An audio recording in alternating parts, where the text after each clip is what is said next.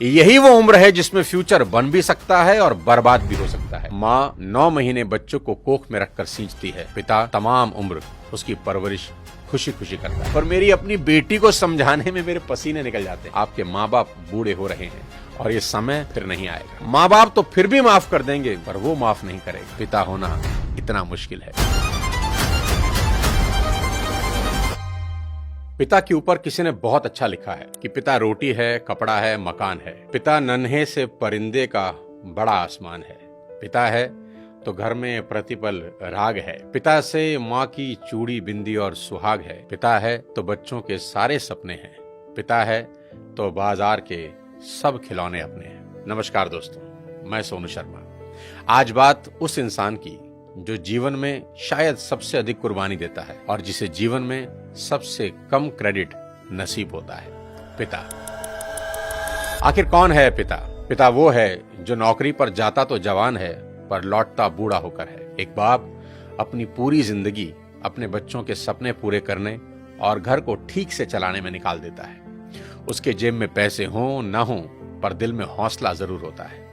खुद के लिए 500 रुपए का जूता भी नहीं खरीदेगा, पर औलाद की खुशी के लिए 5000 का जूता भी उसके पैरों में पहना देगा। माँ 9 महीने बच्चों को कोख में रखकर सींचती है, पिता तमाम उम्र उसकी परवरिश खुशी खुशी करता है। आज देश भर के नौजवानों को मैं एक बात बता देना चाहता हूँ कि जिनके औलाद नहीं होती ना, वो न जाने कितने व्रत, कितने यत्न, क्या क्या जतन करते हैं। न जाने कौन कौन सी चौखट पर अपना माथा रगड़ते हैं, दर दर की ठोकरें खाते हैं। और जिस पल उनकी गोद में कोई नन्हा फरिश्ता आता है ना, वो माँ बाप उसी पल से उसकी सारी जिंदगी की चिंताओं को अपने सर ले लेते हैं। शादी ब्याह, पढ़ाई लिखाई, सबकी फिक्र उसी पल से होने लगती है।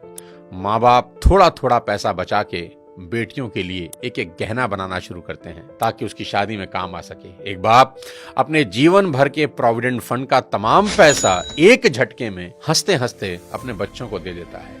माँ बाप बच्चों के लिए किसी भी हद तक जाने को तैयार रहते हैं। मैं खुद 2 प्यारी सी बच्चियों का पिता हूँ और यकीन मानिए, अगर कोई मुझे गारंटी दे कि किसी पहाड़ पर चढ़ने से मेरी बेटियों का फ्यूचर सेफ होगा, तो मैं बिना देर किए नंगे पांव उस पहाड़ पर चढ़ना शुरू कर दूंगा। और मेरी ही तरह दुनिया के हर माँ बाप अपने बच्चों के लिए ऐसा ही करेंगे। माँ बाप चाहे कितने ही सक्सेसफुल हों, दुनिया में किसी भी लेवल पर हों, पर जब बात अपने बच्चों की आती है तो आप सिर्फ एक साधारण माता पिता होकर रह जाते हैं। शाहरुख खान कितने ही बड़े बादशाह हैं, दुनिया उनकी सिर्फ एक झलक पाने को बेताब है। उनकी फिल्मों का बॉक्स ऑफिस कलेक्शन करोड़ों रुपए का है।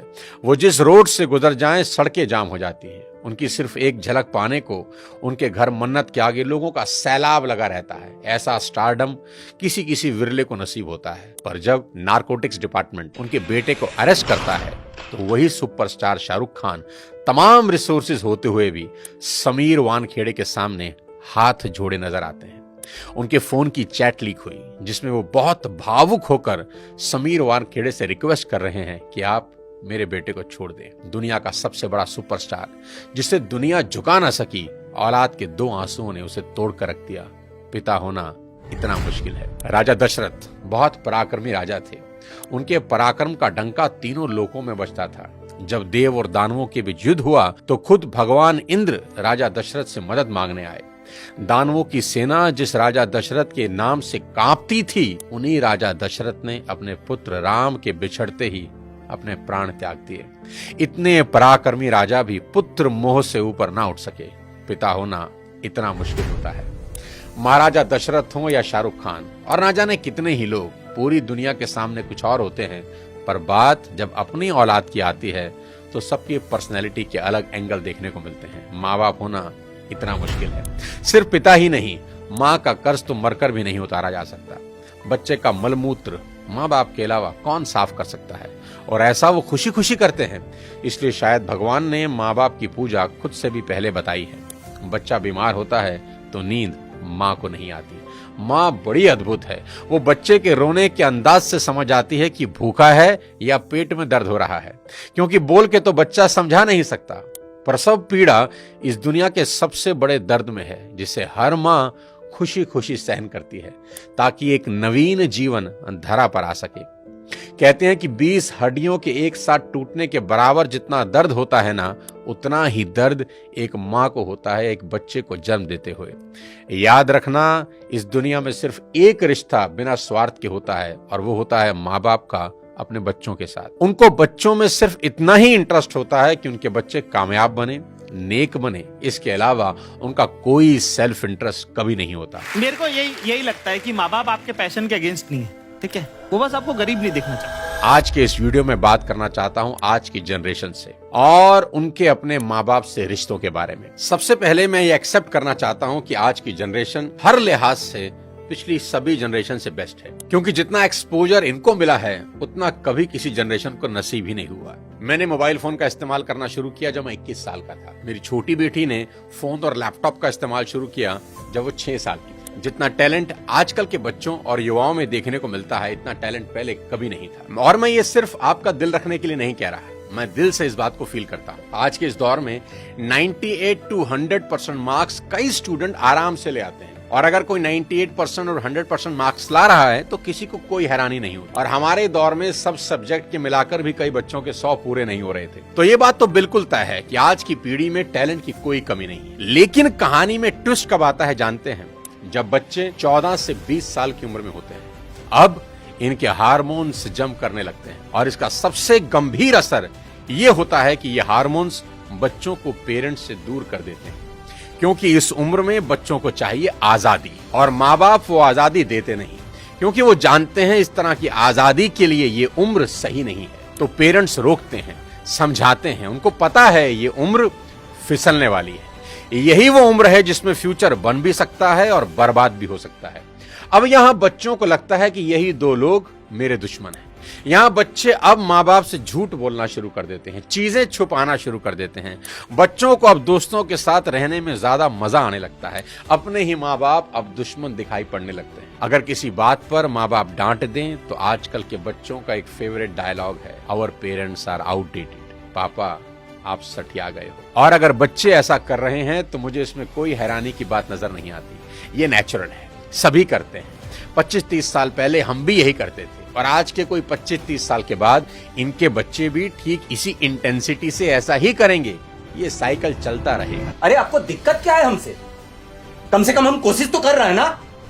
बाकी मोहल्ले के लौंडों के जैसे सड़क पे आवारागर्दी तो नहीं कर रहा है, लंठाई तो नहीं कर रहा है। पढ़ाई पे ध्यान दिए होते तो अरे नहीं गया ध्यान पढ़ाई पे। एक और कहानी जो इस उम्र में होती है वो ये कि बच्चे अपने पेरेंट्स से अब नफरत करते हैं और दूसरे पेरेंट की बात खुशी खुशी सुन लेते हैं। यहाँ अपना ही एग्जाम्पल देता हूँ। आज बहुत लोग मेरी बात सुनते हैं और मानते हैं, दूर दूर से कंसल्टेशन लेने आते हैं, पर मेरी अपनी बेटी को समझाने में मेरे पसीने निकल जाते हैं। कपिल शर्मा के शो में आमिर खान का भी यही प्रॉब्लम है, जो उन्होंने बताया कि सभी स्टार्स के बच्चे अपने करियर की सलाह मुझसे लेने आते हैं, पर मेरे अपने बच्चे मेरी बात नहीं सुनते। बच्चे बात सुने या ना सुने ये मेरी प्रॉब्लम नहीं है, मेरी चिंता कुछ और है, वो बताता हूं आपको। अभी कुछ दिन पहले मैं एज अ चीफ गेस्ट अपनी बेटी के स्कूल में गया, जहां उनकी प्रिंसिपल ने मुझे इनवाइट किया। उनका कोई एनुअल डे प्रोग्राम था। मैंने वहां भी यही कहा कि मेरी चिंता बच्चों की परसेंटेज को लेकर कुछ ज्यादा नहीं है, क्योंकि पिछले 20 साल में कोई 200 से ज्यादा कॉर्पोरेट्स को मैं ट्रेन कर चुका हूं, और मैं जानता हूं कि स्कूल और कॉलेज में पढ़ाई जाने वाली 90% बातें जिंदगी में कहीं काम नहीं आती, और 90% बातें जो जिंदगी में काम आती हैं वो स्कूल और कॉलेज में पढ़ाई ही नहीं जाती। मुझे तो याद ही नहीं कि कब sine theta upon cos theta is equal to tan theta मैंने अपनी जिंदगी में कहीं इंप्लीमेंट किया। एज अ पेरेंट आज मेरी सबसे बड़ी चिंता यही है कि बच्चे किसी गलत संगत में पढ़कर कोई गलत रास्ता ना ले लें, क्योंकि कुछ रास्ते ऐसे हैं जिसमें वापसी करीब करीब नामुमकिन है, जैसे नशे का रास्ता, जहां एक बार इंसान चला जाए तो फिर वापस नहीं लौटता। नशे पर एक पूरा वीडियो मैंने बनाया है, एक बार जरूर देखना। कोई ऐसा कदम ना उठाएं जिसका पछतावा उन्हें सारी उम्र हो। एक शेर है कि एक गलत कदम उठा था राहे शौक में, एक गलत कदम उठा था राहे शौक में, और मंजिल तमाम उम्र मुझे ढूंढती रही। कि आदमी एक गलती करता है और फिर रास्ता कभी मिलता नहीं। और मेरी तो सभी स्कूल टीचर से बस इतनी ही उम्मीद है और गुजारिश है कि वो बच्चों को एक अच्छा इंसान बना दे, क्योंकि टीचर आज जो पढ़ाने वाले हैं उससे ज्यादा ज्ञान तो गूगल पर एक क्लिक में अवेलेबल है। आज टीचर की रिस्पॉन्सिबिलिटी पहले से कहीं ज्यादा है, वो अपने स्टूडेंट्स को मॉरल वैल्यू सिखा दें, बस देश के लिए कुछ करने का जज्बा उनमें भर दें तो सोने पर सुहागा हो जाए। और अगर माँ बाप के प्रति ग्रेटिट्यूड की भावना उनके अंदर आ जाए तो वो कुछ ना कुछ जिंदगी में कर ही लेंगे। टीचर इंश्योर करें कि बच्चे कुछ भी छुपाएं नहीं और अपनी सभी छोटी बड़ी बातें अपने टीचर से या पेरेंट्स से डिस्कस जरूर करें। उन्हें समझाएं कि अगर कोई भी प्रॉब्लम है तो उसका हल जरूर है। आज की बेहद होनहार जनरेशन से इतनी ही रिक्वेस्ट करना चाहता हूं कि पिता की इज्जत राम की तरह करना, कि पिता के वचन पूरे करने को जीवन के 14 बरस कठोर वनवास में गुजार दिए उस व्यक्ति ने, और वो भी खुशी खुशी। आपके माँ बाप को आपसे कुछ नहीं चाहिए, वो तो अपने जाने के बाद अपनी सारी प्रॉपर्टी संपत्ति आपको ही देकर जाने वाले हैं। देश के हर युवा से कहना चाहता हूं कि आज से 3 चीजें रोज करना शुरू कर दें अगर अब भी नहीं कर रहे। सबसे पहले रोज कम से कम 30 मिनट अपने पेरेंट्स के साथ जरूर गुजारें। इधर उधर की कैसी भी बातें करें, खुद हंसें, उन्हें हंसाएं, कोई जोक सुनाएं, उनसे उनकी कोई पुरानी यादें ताजा करवाएं, उनके स्कूल कॉलेज की बातें करें, कुछ किस्से पूछें उनसे, कैसी भी बात करें पर बात करें। देखना वो अपने स्कूल कॉलेज के किस्से बताएंगे ना, जब उनकी आंखों में चमक आनी शुरू हो जाएगी। क्योंकि दोस्त, जैसे जैसे आप बड़े हो रहे हैं ना, आपके माँ बाप बूढ़े हो रहे हैं और ये समय फिर नहीं आएगा। उनके जाने के बाद बड़ा अफसोस होता है कि काश ये कर लेता, वो कर लेता। उनका कर्ज सारी जिंदगी नहीं उतार सकते, पर अपना समय उनको देकर उस कर्ज का इंटरेस्ट जरूर भर सकते हैं। मुनव्वर राणा का एक शेर है कि लौट कर जैसे भी हो ऐ जाने पिदर आ जाना, लौटकर जैसे भी हो ऐ जाने पिदर आ जाना, ऐसी वैसी जो खबर सुनना तो घर आ जाना, और वक्त रुखसत हमें इज्जत से सलामी देने, जब डुबोने लगे दरिया तो नजर आ जाना। आस पास ही रहना अपने माँ बाप। दूसरी बात, भूल कर भी उनसे ऊंची आवाज में कभी बात ना करना। उनको कभी ये एहसास ना हो जाए कि अब हम बूढ़े हो रहे हैं, कमजोर हो गए, इसलिए हमसे ऐसे बात की जा रही है। याद रखना, आपकी वजह से उनकी आंख से निकला एक आंसू आपकी तमाम जिंदगी बर्बाद कर सकता है। माँ बाप तो फिर भी माफ कर देंगे, पर वो माफ नहीं करेंगे। तीसरी सबसे इंपॉर्टेंट चीज, बिना माँ बाप के पैर छुए घर से मत निकलना। अपने दिन की शुरुआत उनका आशीर्वाद लेकर ही करना। मैं आपको ये अपने पर्सनल एक्सपीरियंस से बता रहा हूं कि ये एक ऐसा सुरक्षा कवच है जो आपको बड़ी से बड़ी मुसीबत से बचा देगा। दिल से दिए उनके आशीर्वाद को भगवान भी नहीं टाल सकते। बस ये 3 चीजों पर अमल करना शुरू कर देना मेरा दोस्त। मेरा दावा है देवता भी आपको आगे बढ़ने से नहीं रोक पाएंगे। मैं चाहता हूं कि आप इस वीडियो को पूरे देश के नौजवानों को भेज दें, हर माँ बाप को भेज दें। हर माँ बाप अपने बच्चों के साथ बैठकर ये वीडियो जरूर देखें। बच्चे अपने माँ बाप के साथ बैठकर इस वीडियो को देखें। बहुत सी चीजें हम रोज शेयर करते हैं व्हाट्सएप पे, यूट्यूब पे, यहां वहां से, पर आपसे रिक्वेस्ट है कि इस वीडियो को पूरे देश में शेयर कर दें और मिलकर भारत को एक बेहतर भारत बनाएं। अगले किसी और वीडियो के साथ फिर आपसे मुलाकात करूंगा। तब तक अपने स्वास्थ्य का ध्यान रखिए। Thank you so much. जय हिंद।